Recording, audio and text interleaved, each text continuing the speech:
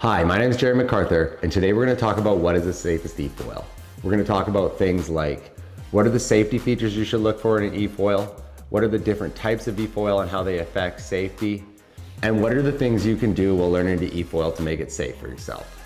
So what makes an eFoil safe? The things I think about are how you fall, what happens after you fall, how predictable is the craft, and what kind of safety features does it have. When I think about safety in eFoiling, the number one concern to me is always how do you crash? When you're teaching someone to ride an eFoil, you have to learn the proper way to crash and get away from the board. A common mistake beginners often make is kicking the board out in one direction and then falling backwards onto the foil. Obviously, you really don't want this to happen as foils are really sharp, and I've seen a lot of close calls here. A great thing about the Hydroflyer is I just tell people hold onto the bars while you fall, and the foil will always be away from you. So it really takes that stress out of the equation. Another thing to think about when considering safety is what happens after you fall.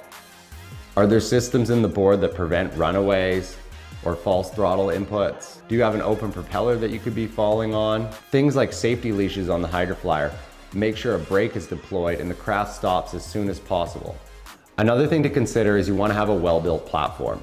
You want the craft to be predictable and not doing weird things that could lead to a fall or an injury. Having quality construction and a good design really leads to a safety factor here. These are just a couple things to think about when it comes to safety in eFoiling, and I'm sure we've missed a bunch. So put it in the comments and reach out if you have any more questions. One of my favorite parts about foiling is teaching new people to foil, and I want to make sure I have a safe platform to teach friends and family on.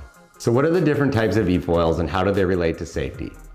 We'll go over a couple different types today, from small surf type eFoils to your regular surfboard cruising on the lake eFoils and handlebar variants like the Hydroflyer.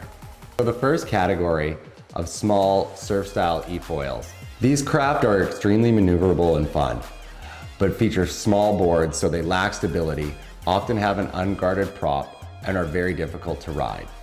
Definitely not something you want to try as a beginner. The next category is your regular surf style eFoil, which is the probably most common one you've seen on lakes or oceans around you.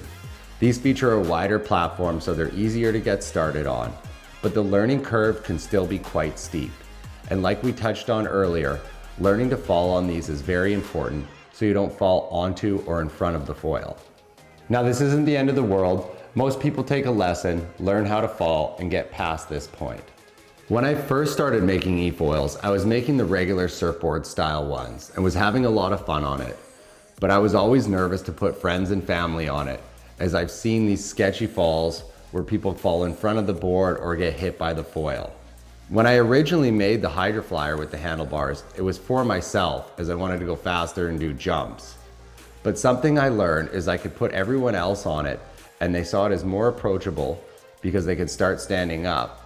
But the biggest thing was, by holding onto the handlebars while you fall, the foil always goes away from you and totally takes the danger of falling onto the foil out of the equation.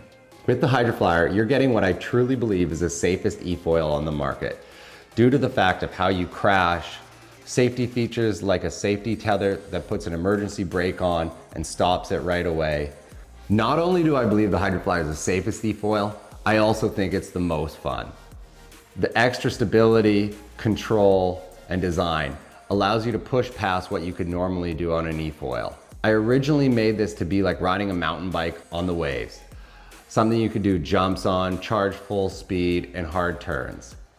I spent thousands of hours on this craft. I'm still getting better. I'm still learning more things.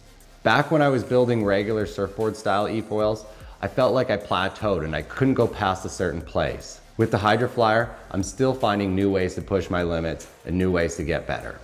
While the Hydroflyer is a type of eFoil, it's also a whole new sport. It was built by riders for riders.